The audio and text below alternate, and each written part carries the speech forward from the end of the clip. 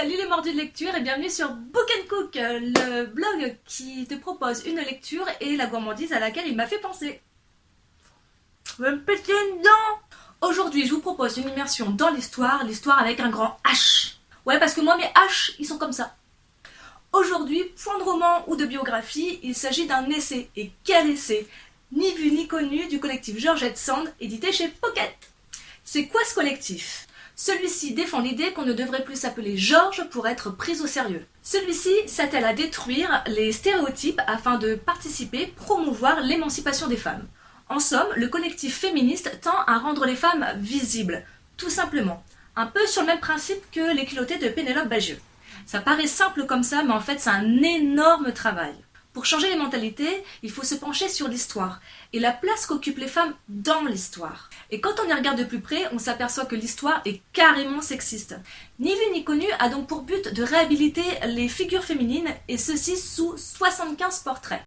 Mais pas seulement. Intelligent, cet essai n'est pas une simple énumération de noms. Il explique également le processus d'invisibilisation des femmes, qu'ils soient volontaires ou non. Mais c'est quoi Comme le nom l'indique, c'est le fait de rendre invisible. Mais il y a plusieurs Il y a l'invisibilisation.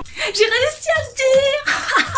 Faite par les femmes elles-mêmes. L'auto-invisibilisation résulte d'une éducation ancrée dans beaucoup de sociétés qui veut que l'ambition ou le fait de penser par soi-même, par exemple, soit plus encouragé chez les garçons. Formatée consciemment ou inconsciemment d'ailleurs, une fille se met en retrait elle-même par peur ou par habitude. Exemple portrait. Viviane Meyer, pionnière du selfie vitrine, mais surtout autrice d'une œuvre prolixe en street photographie, en est un parfait exemple. Elle n'a pas eu confiance en son incroyable travail photographique et l'a caché. D'ailleurs, si vous ne la connaissez pas encore, Viviane Meyer, je vous encourage vivement à regarder ses photographies. C'est un travail merveilleux. Existe également l'invisibilisation par condescendance ou minimisation, comme le nomme le collectif. Exemple portrait. Avec en filigrane deux objectifs, maintenir la femme sous contrôle ou s'approprier son action. Rosalind Franklin s'est par exemple fait voler ses travaux. Elle réalise le premier cliché de l'ADN, mais reprenant ses résultats de recherche, ses confrères s'approprient son Nobel. Sympa! Même chose avec Marthe Gauthier, qui découvre le chromosome 21, sa découverte est volée par Jérôme Lejeune. Dis donc, Jérôme, c'est pas bien de voler? Se présente aussi l'invisibilisation par l'entourage. On appelle ça le syndrome de l'assistante du magicien. Un exemple très connu, Camille Claudel. Il y a aussi l'invisibilisation par l'État et l'Église, où certains métiers sont le privilège des hommes, comme souvent l'a été le métier de médecin. Si les femmes s'y intéressaient, bon en même temps, pourquoi s'y intéresserait? Hein mes petites dames, on n'est pas bien à la maison avec les marmots? C'est pas la belle vie ça? Elles étaient souvent taxées de sorcières. Oh là là, pauvre monde. Le collectif souligne aussi la forme préférée d'invisibilisation en Occident, les légendes noires et la construction de mythes autour des femmes qui dérangent. Premier exemple flagrant, Ève, par qui le péché originel est arrivé. Bah ouais, c'est bien connu, parce que si la femme dévie un tant soit peu du schéma mère-épouse, c'est forcément une sale petite garce manipulatrice. Tu l'as senti ma colère? Évidemment, il y a beaucoup d'exemples parmi ces 75 portraits. Ceci n'empêche qu'il y a aussi des femmes mauvaises dont les portraits sont également faits dans cet essai. Bref, vous l'aurez compris, cet essai est riche et varié. Drôle, frais et léger, l'essai est divisé en 7 catégories. Les artistes, les aventurières, les méchantes inventées ou avérées. Attendez, j'ai une mémoire de poisson rouge.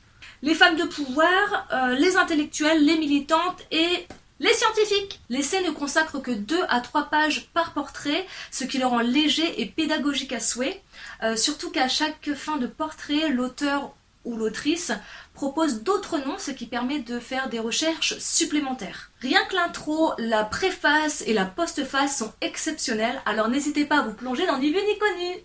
Ma figure préférée de l'essai, c'est Poulan Devi. Elle, c'est une badass comme j'en ai jamais vu, ça va faire super plaisir à ma copine Gaëlle. La meuf, qui est née en 1963 en Inde, dans la plus basse caste possible, se voit mariée à l'âge de 11 ans contre une vache. Violée par son mari beaucoup plus vieux qu'elle, celui-ci la renvoie chez ses parents. Devenue impure, elle se fait violer devant eux par le fils du chef du village. Ah ouais, en famille, c'est plus sympa. Elle est ensuite victime d'une rumeur de vol, ce qui l'amène à un chantage de la police. Se rendre ou ses parents seront pris pour cible. Bien qu'elle n'ait rien fait, elle se rend. Et là, elle se fait violer des jours durant par toute la flicaille. Relâchée à 16 ans, Poulane en a gros sur la patate. Et on peut la comprendre. Elle échappe à une tentative de viol et intègre un dacoït, un gang, où elle rencontre Vikram, un homme qui a enfin du respect pour elle et dont elle va tomber amoureuse. Tous les deux vont devenir les Bonnie and Clyde de l'Uttar Pradesh. Et là, laissez-moi vous dire que Poulane Devi va faire couler le sang. Si vous voulez savoir la suite de l'incroyable vie de Poulane Devi, je vous invite à vous renseigner et à lire Ni vu ni connu. Bah ouais, vous croyez que j'allais tout vous dire ou quoi? C'est l'heure de la gourmandise. Divers et variés, ces portraits sont à l'image de chocolat individuel. Et ça tombe bien, on est en pleine fête de Pâques. Wouhouhou. Il y en a donc pour tous les goûts. Des mendiants à l'amande croquants, à l'image de la vie de Poulane Devi, mais aussi des chocobons et des bounty maison. Haha, qui est-ce qui va se régaler? Ça t'a donné faim, hein? Ces chocolats sont super simples à faire, donc n'hésitez pas à aller sur le blog Book & Cook où je vous expose les recettes. Et n'oubliez pas, allez, faites une gourmandise. Ciao!